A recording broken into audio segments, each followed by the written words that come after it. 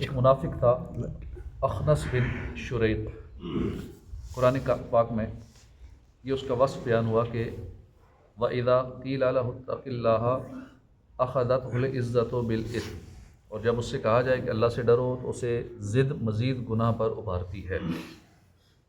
یعنی یہ منافق اتنا سخت دل تھا، بد باطن تھا کہ جب کوئی مسلمان اسے سمجھائے، نیکی کی دعوت دے، کہے کہ گناہوں سے باز رہو، اللہ سے ڈرو، تو اس کی جھوٹی عزت اسے اور بھی زیادہ گناہوں پر ابھار دیتی ہے۔ یہ ماننے کی بجائے، بات ماننے کی بجائے کہتا ہے مجھ عزت والے کو اس معمولی مسلمان نے نصیحت کی، اب تو میں ڈبل گناہ کروں گا۔ اس منافق بدبخت کی سزا کیا ہے؟ اللہ پاک نے فرمایا فَحَسْبُهُ جَهَنَّمْ وَلَبِئْسَ الْمِہَادُ، تو ایسے کو جہنم کافی ہے اور وہ ضرور بہت برا ٹھکانہ ہے۔ مفتی احمد یار خان نعیمی فرماتے ہیں کہ بدترین شخص وہ ہے جو نصیحت کی بات سن کر الٹا ضد میں آ جائے۔ حدیث پاک میں سے کبیرہ گناہ فرمایا گیا ہے۔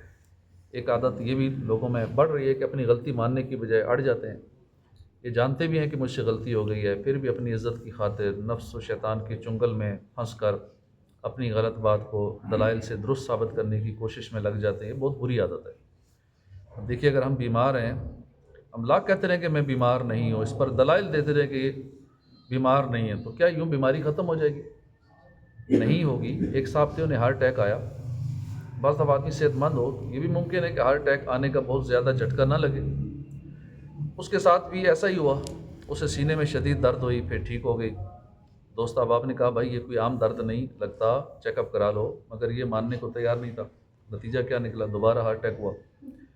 اب ڈاکٹر کے پاس پہنچے تو پتہ چلا کہ دوسرا اٹیک تھا، چنانچہ اس کا علاج شروع کیا گیا، مگر اب دیر ہو چکی تھی، بیچارہ جان کی بازی ہار گیا۔ تو ایسے ہی روحانی امراض، حسد، بغض، تکبر وغیرہ کا بھی یہی حال ہے۔ ہم لاکھ کہتے رہیں کہ ہمیں یہ بیماری نہیں ہے، ہم حاسد نہیں ہیں، ہم تکبر نہیں کرتے، ہم بڑے اچھے ہیں، یہ بیماریاں نہیں لگی ہوئی ہمیں۔ عموماً ہم خود کو بہت اچھا ہی سمجھتے ہیں۔ تو جو میں نے کہا وہ ٹھیک ہے، مجھ سے غلطی نہیں ہوئی، تو ہمارے دلائل اسے درست نہیں کر پائیں گے، اس لیے ہمیں غلطی مان لینی چاہیے۔ دنیا میں تو زبان چلا کر، ہیلے بہانے بنا کر، الٹے سیدھے دلائل دے کر، بڑی عمر، طاقت، منصب وغیرہ کی دونس جما کر ہم سامنے والے کو چپ کروا سکتے ہیں، خود کو تسلی دے سکتے ہیں، مگر قیامت والے دن ایسا نہیں چلے گا۔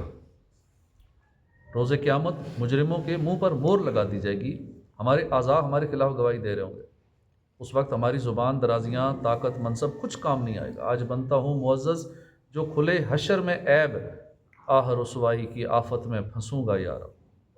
ضد، ہٹ درمی، یہ بڑی خطرناک بیماریاں ہیں۔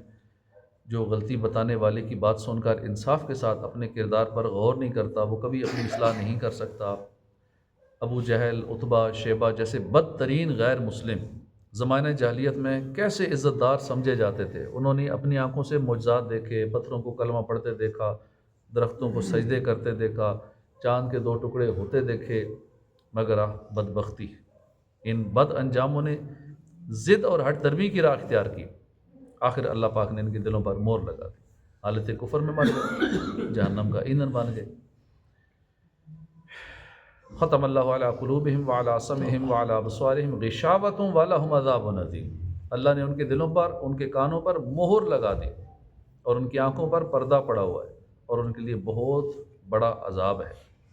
احمد یار خان نعیمی فرماتے ہیں ضد کا علاج کسی عالم کے پاس نہیں ہے، اور وہم کی دوا کسی طبیب کے پاس نہیں ہے۔ جسے راہبر کی ذات سے دشمنی ہو وہ اس کی ہر بات کا انکار ہی کرتا ہے۔ غلطی مان لینا بے عزتی نہیں ہے، عزت کی بات ہے۔ معصوم صرف انبیاء ہیں، فرشتے ہیں، ان کے علاوہ ہر انسان سے خطا ہو سکتی ہے، البتہ ہدایت ہمیشہ وہ پاتا ہے جو اپنی غلطی مان لیتا ہے، سنجیدگی کے ساتھ اپنی اصلاح کی کوشش کرتا ہے۔ حدیث پاک میں ہے کہ ہر انسان سے غلطی ہوتی ہے، غلطی کرنے والوں میں بہترین وہ ہے جو توبہ کر لے۔ نیک بندوں کی یہ عادت ہوتی ہے، وہ چاہے غلط نہ بھی ہو تب بھی نیکی کی دعوت کو فوراً قبول کر لیتے۔ ایک مرتبہ حضرت مالک بن مغول رحمۃ اللہ علیہ کو کسی نے کہا اتق اللہ، اللہ سے ڈرو، آپ نے عاجزی کرتے ہوئے فوراً اپنا رخسار زمین پر رکھ لیا۔ تفسیر قرطبی میں ہے غیر مسلم تھا، اسے کوئی حاجت تھی، وہ اپنی حاجت لے کر خلیفہ ہارون رشید کے دربار میں جاتا، کافی دیر انتظار کرتا، مگر اس کی حاجت نہ سنی جاتی نہ پوری ہوتی۔ 1 سال تک وہ یوں ہی بادشاہ کے دروازے پر چکر لگاتا رہا۔ ایک بار یوں ہوا کہ وہ غیر مسلم بادشاہ کے دروازے پر کھڑا تھا۔ اتنے میں خلیفہ ہارون رشید گھوڑے پر سوار ہو کر باہر نکلے۔ غیر مسلم نے پکار کر اونچی آواز سے کہا، اتق اللہ یا امیر المومنین، اے امیر المومنین اللہ سے ڈریے۔ بس اتنا سننا تھا۔ خلیفہ فوراً گھوڑے سے نیچے اترے، اللہ کے حضور سر سجدے میں رکھ دیا۔ پھر جب سجدے سے فارغ ہوئے، غیر مسلم نے اپنی حاجت پیش کی۔ خلیفہ نے فوراً اس کی حاجت پوری کر دی۔ کسی نے پوچھا، علی جا، آپ نے غیر مسلم کی بات پر اتنا اہتمام کیا کہ آپ گھوڑے سے نیچے اترے، سجدہ کیا اور پھر اس کی بات بھی سنی آپ نے، پھر اس بندے کی حاجت بھی پوری کر دی؟ خلیفہ نے کہا، نہیں، میں نے یہ سب ایک غیر مسلم کی بات پر نہیں کیا، بلکہ مجھے تو اللہ پاک کا یہ فرمان یاد آ گیا تھا، وَإِذَا قِيلَ لَهُ اتَّقِ اللَّهَ أَخَذَتْهُ الْعِزَّةُ بِالْإِثْمِ، اور جب اس سے کہا جائے کہ اللہ سے ڈرو تو اسے ضد مزید گناہ پر ابھارتی ہے۔ بس میں نے حق بات قبول کی اور سجدہ کر کے اللہ سے ڈرنے کا عملاً اظہار کیا۔ یہ حق بات قبول کرنا ہمیں بھی چاہیے۔ جب بھی ہمیں کوئی اچھی بات بتائے، نیکی کی دعوت دی جائے، اس کا اثر لیا کریں۔ کسی نے کہا بھائی نماز پڑھ لو، اب اگرچہ بے نمازی ہیں تو اسے چاہیے نماز شروع کر دیں۔ مسلمان بھائی نے نیکی کی دعوت دی ہے نا، تو اسے مان لینا چاہیے، اسے قبول کیجیے، نرمی سے کہیے جی بہتر میں پڑھ لیتا ہوں، یا کہیں چلیے میں آپ کے ساتھ ہی آتا ہوں۔ کسی نیکی کی دعوت دی، بھائی درود شریف پڑھا کرو، اگرچہ آپ درود شریف پڑھتے ہیں پھر بھی نیکی کی دعوت قبول کر لیں اور فوراً ایک بار درود شریف پڑھ لیں۔ وہ بھائی کہہ رہا ہے کہ بھائی درود شریف پڑھ لیجئے، اتنا پڑھا کیجیے، اس کے کہنے میں ٹھیک ہے، ایک بار پڑھ دینا چاہیے، ثواب ہی ہے نا۔ کسی نے رائے خدا میں صدقہ دینے کی ترغیب دلائی، اگرچہ آپ نے پہلے بھی بڑے صدقے دیے ہیں، لاکھوں کروڑوں روپے اللہ کی راہ میں دے رہے ہیں، لیکن جب کسی نے کہا تو ٹھیک ہے پھر دے دینا چاہیے۔